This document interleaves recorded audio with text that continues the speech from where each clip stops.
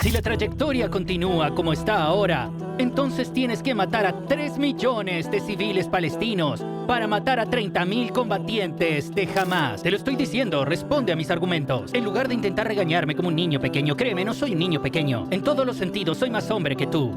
De todas formas, me quedan unos minutos. Déjame recitar algo del Corán porque he terminado con este tipo. ¿Has recibido alguna vez amenazas de muerte? Mucha gente me amenaza. Bueno, no iba a dejar que eso cambiara cómo me sentía. O me diera ansiedad o algo así. Te doy 4 preguntas. Hice el servicio, señor, de responder a todas tus preguntas. Ni siquiera has contestado una de las mías. ¿Cómo te atreves? Sé cuál es la verdad, y la verdad es que hay un solo Dios, y el profeta sallallahu alaihi wasallam es el mensajero. Si llevas esa certeza a otras personas, sentí tal obligación de hacerlo que lo llevaba en la sangre. ¿Qué es la adoración? Es el epítome, el punto más alto de la sumisión. También es el epítome del amor. Si tengo una habilidad aquí y tengo una pasión, entonces cuando sumas habilidad y pasión, entonces obtienes resultado. Y es por eso, y es así como me metí en la da'wa. Salam alaikum, hermano Mohammed Hijab. Muchas gracias por aceptar nuestra invitación. Estamos muy contentos de tenerte con nosotros. Quiero empezar preguntando, ¿quién es Mohammed Hijab? ¿Puedes hablarnos brevemente de tu vida? Alaikum salam, el honor es todo mío. Sinceramente es un placer. Habéis sido extremadamente hospitalarios, trayéndome aquí al hermoso país de Turquía y su excelente ciudad. Es realmente el corazón del mundo musulmán y siento un gran respeto por los turcos y la cultura turca. Realmente me encanta la solidez que siento con los musulmanes turcos en particular. Un poco sobre mí, ya sabes, soy británico-egipcio, así que soy de origen egipcio. Sabes, nací en 1991 en el Hospital St. Mary al oeste de Londres. También pasé un tiempo en Egipto, pero la mayor parte de mi vida la pasé en Londres. Viví en un ambiente de clase trabajadora, viviendas sociales y cosas así, y luego fui a la escuela secundaria. Hice una licenciatura y un triple máster y doctorado. Efectivamente, ahora estoy haciendo da'wa a tiempo completo. Empecemos con la infancia de Mohammed Hijab. ¿Qué tipo de infancia tuviste? ¿Cómo era tu relación con tus padres y hermanos? En términos de mi infancia, vivimos una infancia un poco dura. Y vivimos en un ambiente de clase trabajadora en viviendas sociales. Básicamente, donde el gobierno te subvenciona la vida. Y seguíamos mudándonos, cambiando de casa. Era muy inestable. Porque creo que fui a 5 escuelas primarias, quizás 6 o 7 incluso. Porque teníamos que seguir cambiando de casa. Era un alojamiento temporal, mudándonos de una finca a otra, de una parte de Londres a otra parte de Londres. Y había un poco de inestabilidad en eso, porque obviamente, como ya sabes, empiezas a hacer amigos y luego haces nuevos amigos. Y entonces te desprendes y te reenganchas y cosas así. Quizás también te da versatilidad y fuerza. Pero era bastante inestable desde esa perspectiva. Y dentro de este periodo, en realidad pasé tiempo en Egipto y viví allí también. Mis padres, obviamente yo viví en un hogar monoparental con mi madre, pero siempre tuve una relación con mi padre. Cuando me hice mayor, empecé a restablecer esa relación cada vez más, llegando a conocer quién era realmente como persona y fortaleciendo ese vínculo con él. Así que tengo 2 hermanas, ambas son mucho mayores que yo, en realidad como 7 y 14 años. Así que soy el hijo menor, soy un chico, el único chico. Sin embargo, sentí mucha ansiedad al crecer. De niño, como cuando tenía 7 o 8 años, recuerdo aquellos tiempos. De niño te encariñas muy rápido. Y obviamente en el mismo periodo de tiempo, que es cuando fui testigo, como ya sabes, de mi madre y su divorcio con mi padre, como esto fue a la edad de 8 años, yo estaba en el momento en que sucedió. Y lo recuerdo muy vívidamente, lo recuerdo muy vívidamente. Recuerdo todo este tipo de acontecimientos aunque yo era como, ya sabes, tenía 7 u 8 años en ese momento. Pero este tipo de eventos que son más dolorosos por naturaleza, creo que son más memorables. Y hubo un poco de dolor y esas cosas, pero porque mi madre estaba allí. Y ya sabes, mis hermanas mayores también me apoyaron mucho. Siempre sentí que tenía una pertenencia. Obviamente mi madre se volvió a casar, así que fui reintroducido a como sus maridos y cosas así. Y formé vínculos con ellos. Así que sí, cuando era más joven y eso, tenía esos apegos al marido de mi madre. Pero sabía quién era mi padre, sabía quién era, y era mi padre, así que siempre lo dejé claro, nunca le llamé papá ni nada parecido, ¿sabes? Y, sí, también había eso. ¿Qué hay de tu educación religiosa? ¿Tus padres eran musulmanes y te criaron como musulmán? Mis padres eran musulmanes, alhamdulillah. Mi madre definitivamente me crió como musulmán. Ella me enseñó a rezar, ella me enseñó a hacer salah y memorizar partes del Corán y cosas así. Y ya sabes, la familia extendida muchos de ellos eran muy religiosos. Y había diversos niveles, pero algunos de ellos eran muy religiosos. Y aún lo son. ¿Y qué hay de ti? ¿Estabas practicando? ¿Eras devoto? Empecé a practicar, creo que alrededor de entre los 14 y los 17. Eso es cuando estaba atravesando mi viaje. Tuve un periodo en el que estaba pasado por una especie de dudas. Ese fue el periodo de tiempo en el que hubo dudas y quería saber ¿qué es esto? Y coincidió con un periodo de tiempo en el que creo, porque mi madre entonces se divorció para el nuevo marido, ¿cierto? Cuando tenía 14 años. Cuando salió de la casa sentí un poco de inestabilidad. Nuevamente, como cuando era más joven, ocurrió cuando tenía 8 años, ahora vuelve a ocurrir a los 14 años. Y una vez que se ha formado un vínculo, una vez más se ha producido el desapego. Así que, una vez más, no sé qué ha pasado, pero creo que desencadenó algún tipo de casi una crisis existencial. En realidad a los 14 años, pero lo recuerdo muy vívidamente porque estaba en noveno curso. Es decir, en la escuela, estaba en Year 9, justo antes del periodo GCSE. Y me dio un poco de tiempo para realmente mirar e investigar. Así que ese periodo de tiempo, básicamente, fue realmente un periodo de tiempo donde hubo mucha búsqueda espiritual. Quería saber cuál era la verdad. Rápidamente llegué a la conclusión que el cristianismo no era la verdad. Yo solo pensaba, como quiero decir, ¿quién cree en estas cosas? Como cuando era niño, realmente honestamente pensaba, he visto algunos videos de Amit y Dad. Después del tercer o cuarto debate, estaba totalmente convencido y vi a estos pastores y sacerdotes que no podían incluso justificar la Trinidad. No podían defender como los argumentos súper básicos. Pero muy rápidamente, gracias a eso, dije, no voy a ser cristiano. Sabes, el ateísmo nunca me atrajo. Siempre supe que hay un Dios, pero mi pregunta era ¿cómo puedo demostrar que el profeta Mohammed sallallahu alaihi wasallam era el verdadero profeta? Esa era mi pregunta y así lo hice y miré el Corán con una mirada muy crítica durante unos 3 años. Y creo que mucha de la fluidez que tengo en respondiendo a muchos de los shubhat viene de ese periodo de tiempo de yo buscando e investigando. Porque realmente hice la investigación por mí mismo, no hice la investigación para la gente. Y cuando llegó el momento y vi a la gente, jóvenes como yo, que están haciendo el mismo tipo de búsqueda del alma, casi siento que es una obligación darles mi sensación de alivio. Cuando yo mismo encontré las respuestas a eso, así que empecé a investigar el Corán de nuevo, como mirar el tafsir y esto y aquello. Y me di cuenta de que hay una respuesta a cada una de las preguntas y la shubha que la gente tiene. Pero entonces empecé a cotejarlo a partir de mis propios conocimientos y cosas así, y eso me apasionó. Fue entonces cuando me apasioné por la religión. Cuando tenía alrededor de 17 o 18 años, me volví muy religioso. En comparación con mis compañeros del colegio, estaba rezando, estaba, ya sabes, realmente interesándome por el Corán. Muchos de ellos no estaban haciendo nada de eso. Así que me convertí en uno de los más religiosos en ese sentido. Y era una escuela que era una escuela un poco difícil, para ser honesto contigo, en el centro de Londres. Allí ocurrieron muchos problemas y cosas por el estilo, gente herida y cosas así. Y yo estaba en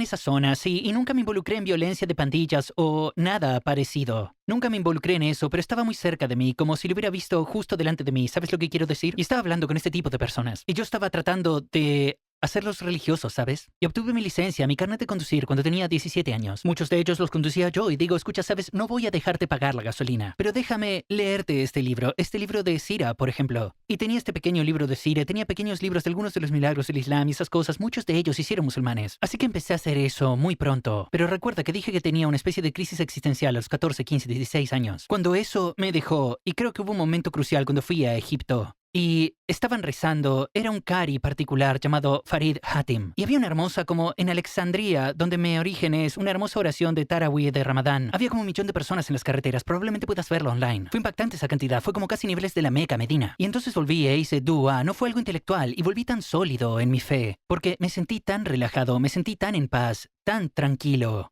Quería difundir eso, quería regalárselo a mis amigos, a mis allegados y cosas así, porque te da el mejor tipo de conexión a la base que puedes tener ese sentimiento de sé, una certeza, sé cuál es la verdad, y la verdad es que hay un solo Dios y el profeta sallallahu alaihi wasallam es el mensajero. Si llevas esa certeza a otras personas, sentí la obligación de hacerlo, de que lo llevaba en la sangre. Cada vez que tenía la oportunidad de hablar sobre religión a alguien, lo hacía. Y no había cámaras ni nada por el estilo. Lo hacía en colegios, en el recreo, en el coche, fuera, teniendo debates religiosos con cristianos cuando tenía 17 años. Y continuó hasta el punto en que yo era en el nivel de pregrado en la universidad. Y normalmente tienen estos debates, y esto fue un debate oficial con un cristiano. Básicamente hice ese debate y fue muy, muy, muy exitoso. Todo el mundo hablaba de ello. Dije, ¿sabes qué? Esto podría ser un talento que tengo. Entonces hice otro y otro más. Me di cuenta de que, ¿sabes qué? Esta parece ser mi vocación, para serte sincero. Y entonces fue cuando me di cuenta de que, ya sabes, si tengo una habilidad aquí y tengo una pasión, entonces cuando sumas habilidad y pasión, entonces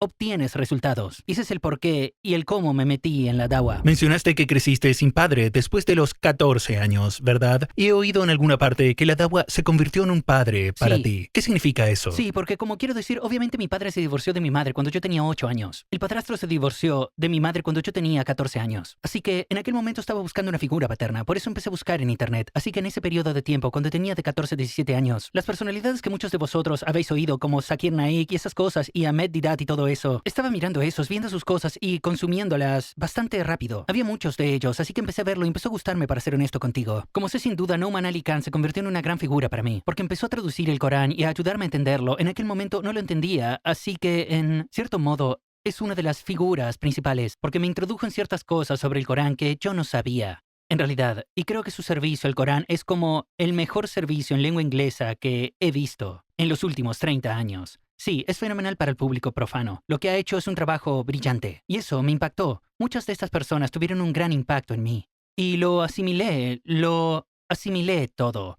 Y realmente me ayudó a consolidar mi fe, francamente. Ahora queremos que respondas brevemente a estas preguntas. Sí, claro. La cosa que más le gusta hacer a Mohammed Hijab. Leer el Corán, cosas espirituales.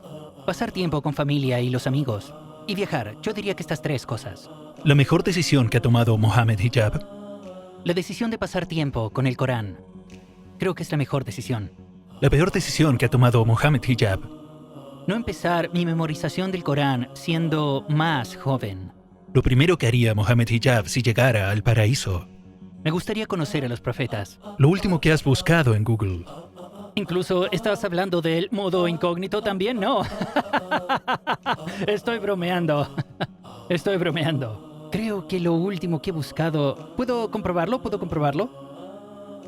Ah, vale, seré honesto. He investigado Dua Safar. Porque casos que conozco, Allahu Akbar, vale, gloria a aquel que ha puesto esto a nuestro servicio, pues no habríamos podido lograrlo. Por eso es realmente a él a quien debemos volvernos siempre, que es el haya. Sino que la siguiente parte, por alguna razón, nunca lo he aplicado a la memoria. Como si no lo hubiera memorizado toda esa parte que es la siguiente parte. Así que estaba viajando, obviamente viniendo aquí. Por eso estaba haciendo dua. No lo he memorizado. He memorizado la mayoría de los duas en ese libro de Hisn al-Muslim, pero este no es uno de ellos. Así que tuve que mirarlo. El momento en que te sentiste extremadamente avergonzado, el momento en que nunca pudiste olvidar tu vergüenza.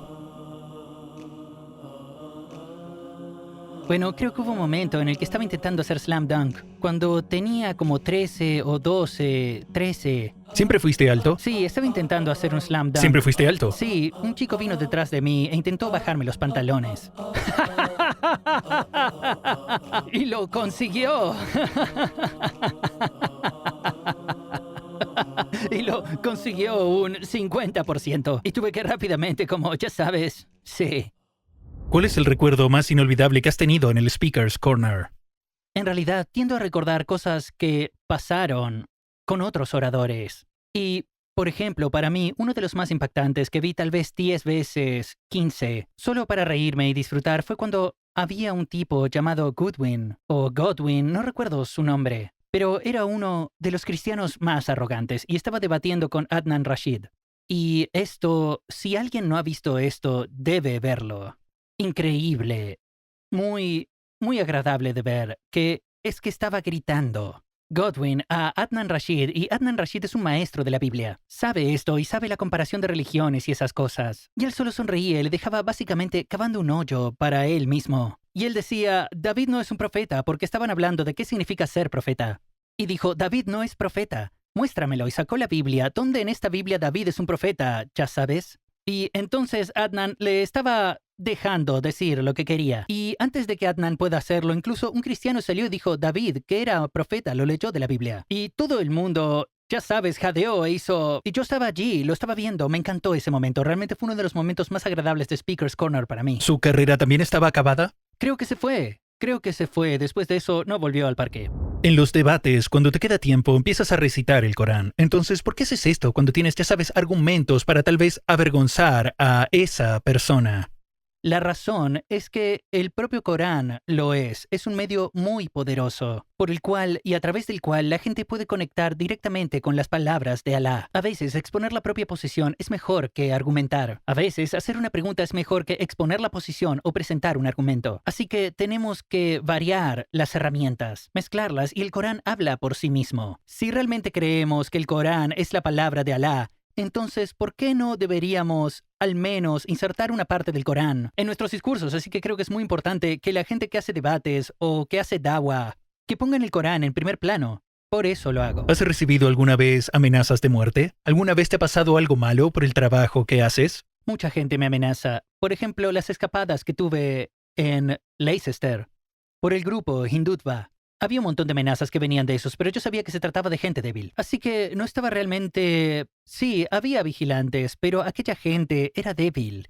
No iba a dejar que eso cambiara cómo me sentía, o me diera ansiedad o algo así. Y antes de eso, el inglés racista de derechas, como por ejemplo el EDL y cosas por el estilo. Allí había un montón de amenazas y cosas por el estilo, pero una vez más, no creo que no son una banda organizada de la misma manera que otros lo son en Inglaterra. Así que no sentí una amenaza inminente por su parte. Eran gamberros y este es un tipo diferente de amenaza. Lo más peligroso de Inglaterra, creo, son las bandas organizadas. Porque si algunas de esas bandas te quieren muerto, podrías estar muerto, en realidad. Así que, alhamdulillah, nunca he sido amenazado por ese elemento de la sociedad británica y si lo fuera, sería un juego completamente diferente. Pero como no ha ocurrido eso, ha sido relativamente manejable. En tus debates, en los debates oficiales y en los videos, nosotros siempre vemos tu expresión facial, seria.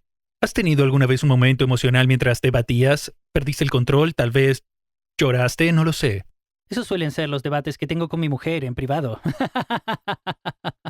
Para ser honesto, debatir con la gente cuando sabes como 500,000 de personas están mirando o 1,000,000 de personas están mirando, puedes controlar tus emociones. Incluso en esa situación, a veces estoy un poco frustrado y enfadado y estas suelen ser algunas de las emociones que muestro. Emoción, ira, frustración, ese tipo de cosas. Llorar y esas cosas en realidad nunca han ocurrido. Pero como digo, la ira es una de esas cosas que te intentas controlar lo mejor que puedes. Y es mucho más fácil controlar tu ira con gente que no conoces delante de cientos de miles de personas que con tu mujer en casa. Cuando ella está, ya sabes, nadie está mirando, no hay público activo. Y así, en términos de los argumentos que he tenido que son más personales, han sido las discusiones que he tenido con mi mujer, por ejemplo. Solía pensar que eso era un entrenamiento para la dawa. Solía pensar, subhanallah, recíbelo. Y así es como solía intentar entrenarme y acondicionarme. Ahora conozco la verdad y la verdad es lo contrario. Que la dawa es en realidad un entrenamiento para eso. Porque la dawa es más fácil. Y controlarte cuando no hay nadie, excepto Allah que te puede ver, y obviamente tú y la persona. Eso es mucho más difícil para la media. Todo el mundo tiene que lidiar con eso. ¿Qué vas a hacer? ¿Vas a explotar? ¿Vas a gritar? ¿Vas a maldecir? ¿Te vas a poner violento con tu mujer? ¿Qué vas a hacer en esta situación? Así que me di cuenta de que realmente el ápice o el pináculo de la autocompostura y lo que llaman templanza, autodisciplina, es cuando estás en áreas privadas, no públicas. Ahí es donde está la verdadera prueba, ahí es donde está la verdadera lucha. Cuando vi tu debate en Sudáfrica, el otro tipo dijo algo y Hamzat Sorsi solo, ya sabes, sujeta tu hombro para decir que cálmate y si no lo hacía, ibas a atacarle. No sé por qué lo hizo. Quiero decir, no iba... Te quedaste helado, en shock, ¿sabes? Él dijo algo tan absurdo y tú estabas como, ¿cómo puede decir eso? Y creo que él quería... Me estaba cortando y estaba haciendo... Él era el que se quejaba de que yo le cortaba. E interrogaba, interviniendo. Así que estaba pensando, ¿cómo puedes cortarme después del discurso que acabas de dar? Sobre mí haciendo lo mismo y tú y tu amigo haciendo estos discursos. Así que me sorprendió porque hablé durante unos 10 segundos y me cortó. Yo le estaba explicando con referencias académicas la respuesta y pensé, este tipo tal vez sea sincero, tal vez quiere escuchar una respuesta de la tradición islámica. El hecho de que me cortó me pareció bastante grosero en realidad. Soy una persona bastante animada. Me resulta muy difícil ocultar mis emociones. No soy una persona muy estoica. Incluso cuando Alá envía a Musa alayhi salam al faraón, como sabes en el Corán, le dice que le hable en voz baja. Pero tú, en cambio, a veces puedes hablar muy estrictamente al debatir. ¿Es tu oponente peor que el faraón para ti? ¿No existe la posibilidad de que distanciaras a la otra persona del Islam rompiendo su orgullo? ¿No tienes miedo a la responsabilidad de esto? Sabes, mucha gente usa esta aya como, pero habladle con suavidad. Quiero decir, está muy bien, es una aya muy citada en el contexto de Dawa. Decidle pues, Moisés y Aarón, una palabra indulgente, tal vez para que él pueda recapacitar o al menos se llene de aprehensión. Ahora hay que recordar que esto es al principio. Musa estaba diciendo, se le dio esta orden cuando primero, en primera instancia, se le dijo que fuera al faraón. Este no fue el tono continuo de Moisés. De hecho, si miras a través de todo el Corán, Moisés amenaza al faraón. Aunque era parte del grupo oprimido y perseguido, le era sarcástico. Por ejemplo, dijo, ¿y cómo, ya sabes, me concedes tu favor cuando eres tú el que esclavizó a Bani Israel? Así que estaba siendo sarcástico, estaba siendo retórico con él, haciéndole preguntas, mirándole hasta el punto donde desafió, francamente, a los magos. Y luego se presentó y hubo una reunión pública y un desafío y todas estas cosas. Y luego se hizo más, ya sabes, más y más severo, a medida que el faraón se volvía más y más arrogante y rechazaba los signos. Así que ese es el caso de estudio de Moisés y Aarón. Pero incluso si nos fijamos en los versos del Corán relativos al profeta Mohammed, sallallahu alaihi wasallam, incluso hay ser duro con ellos. Eso no se puede eliminar del Corán en el sentido de que hay que luchar contra los incrédulos. Obviamente no contra todos ellos, este es un tipo particular, y ser duro con ellos. Pero también hay, en otro versículo, si hubieras sido severo y duro de corazón, ciertamente se habrían apartado de ti. Así que hay un momento para ser galiz y hay un tiempo para ser layen. Ahora, ¿dónde y cómo distinguimos cuándo ser duros y cuándo ser blandos? Y así lo dice Alá en el Corán. Y no discutáis con los seguidores de revelaciones anteriores, sino de la forma más amable. Surah Ankabut 46. Y no discutáis con los seguidores de revelaciones anteriores, sino de la forma más amable, a no ser que sean de los que están empeñados en hacer el mal. Entonces, ¿cómo sabemos quién está empeñado en hacer el mal entre ellos? Los que rechazaron y siguen rechazando, número uno. Y si se burlan del Islam. Sabemos, por ejemplo, que Nuh alayhi salam dice: si os burláis de nosotros, nos burlaremos de vosotros como vosotros os burláis de nosotros. Así que creo que la manera de saber depende de lo que la persona esté haciendo. Si vienen con buena energía, humildad, si sabes que no están intentando insultarte gratuitamente, o a tu religión, o a tu comunidad, porque no estás haciendo eso con ellos, no lo están haciendo contigo. Si alguien dice malas palabras o a tu madre o a tu padre, esto significa que intentas hacerme daño y yo no he intentado hacerte daño. Si empiezan así, entonces puedes devolverles el favor. Si no empiezan así, entonces no deberías devolverles el favor. Deberías ser humilde con ellos igual que ellos son humildes contigo. Así que estamos siendo justos con ellos. Eso es todo lo que estamos haciendo. Si alguien quiere hacer una carrera atacando al Islam, que haga dinero con ello, entonces deben ser humillados, creo. Quiero que seas sincero y abierto conmigo. Si fueras a morir ahora mismo, ¿te sientes más cerca del infierno o del paraíso? ¿Qué piensas? Al paraíso, definitivamente, porque creo que mira, al final del día hay un aya en el Corán. Dice, los que esperan encontrarse con Alá. No puedes esperar encontrarte con Alá y pensar que irás al fuego del infierno. No puedes, como alguien que está a punto de entrar al campo de batalla. Como alguien que va, como en Surah At-Tauba, dice que él es como alguien que tiene las dos cosas buenas, que es el martirio o la victoria. No puedes tener estos sentimientos a menos que pienses bien de Alá. Y el hadith dice, Sahih al-Buhari 7405, soy como mi siervo piensa de mí. Si mi siervo piensa que voy a llevarlo al infierno, ¿por qué su siervo piensa que va, si está haciendo lo que Alá le ha pedido que haga, las oraciones y el ayuno y los 5 pilares, y creéis en los 6 pilares del imán, ¿por qué alguien pensaría que voy a ir al infierno? Esto podría ser problemático porque, como dijo Jacob en el Corán, ¿quién sería el desesperado de la misericordia de Alá excepto la gente incrédula? Así que si uno cree que va a ir al fuego del infierno, yo pondría realmente en duda su esperanza en la misericordia de Alá. En realidad podría ser una forma de incredulidad. Si lo están haciendo, si creen en Alá y creen en el mensajero y hacen lo que Alá les ha dicho que hagan, y el mensajero podría ser visto como kunut, podría ser visto como desesperación, podría ser visto como una desesperanza de la misericordia de Alá, para que alguien crea realmente en eso. Así que en mi caso, alhamdulillah, no tengo esto. ¿Cómo Mohammed Hijab pasa un día normal? Hago adkar sabah al-masá. Paso unos 20 minutos cada vez. Así que si hago las dos cosas, son unos 40 minutos, francamente. Pero podría tardar 30 minutos, pero son unos 40 minutos. Estudio el Corán, tengo clases del Corán. Obviamente, cada día es diferente en términos de lo que estudio. Así que en la semana, probablemente estudiaría entre 30 y 40 horas, como mínimo. Tanto si hablo de doctorado o como hago muchas clases y cosas así, casi cada 2 días tengo una clase diferente de un sheikh diferente. Si no es clase, lo llamamos nikash. Es como literalmente obtener los estudiantes del conocimiento que saquen un tema y luego hablen de él. Obviamente, la escritura. Como entonces tenemos un montón de escritos que aún no han sido publicados que van a aparecer en Sapiens. En cuanto al doctorado, tienes un supervisor. Así que vas y hablas con el supervisor, hablas con otros académicos, hay mucho de eso. Puse una cuota en el gimnasio. Mi ideal es ir a hacer pesas 3 veces por semana. Shadowboxing, donde incorporo ambos, patadas y puñetazos, son muy importantes. Trato de hacer natación en la semana también porque es mejor para las articulaciones. Y llevo a mis hijos a nadar. Paso mucho tiempo con mis hijos. Y obviamente con mis padres. Paso mucho tiempo con mis padres, con ambos. Mis hermanos, mis sobrinas. Así que gasto tiempo en la semana, en el mes, con todos los miembros de mi familia. En el Reino Unido y luego a los de Egipto me aseguro de ir a ver a cada uno de ellos cuando puedo. Obviamente no voy todo el tiempo, pero digo que si puedo, iré. Y me comunico con todos ellos, ya sabes, como que me gusta mucho la familia. De hecho, me gusta mucho la familia. Si un joven viene y te dice, realmente te admiro, quiero ser un musulmán entendido como tú, ¿qué consejo le darías? Le diría que puede hacer mucho más que lo que yo he hecho, porque hay muchas cosas que yo podría haber hecho mejor. Sabes, yo solo diría, mira, empieza con el Corán, memorizándolo, comprendiéndolo y todo eso, porque esa es realmente la clave de todo. Si ves uno de los temas que hemos estado hablando en los debates y cosas por el estilo, ha sido en realidad el Corán. Así que yo diría que realmente te sumerjas en la cultura del Corán, aunque sea un poco al día. Solo asegúrate de que estás haciendo Corán y estás repasando los versículos, que entiendes algo nuevo, aprendes algo nuevo. Cada día sobre el Corán. Te cambiará la vida, nunca te arrepentirás. No hay nada mejor que puedas hacer con tu tiempo. Así que empezarías con eso y tendrías que tener acceso al árabe clásico, porque esta es la lengua del Corán. Así que estas dos cosas vienen de la mano. Y después de eso, obviamente, tienes las escuelas legales de pensamiento y las escuelas de credo y todo ese tipo de cosas, que también es muy importante, pero para mí, un enfoque robusto en el Corán es lo mejor que se puede hacer.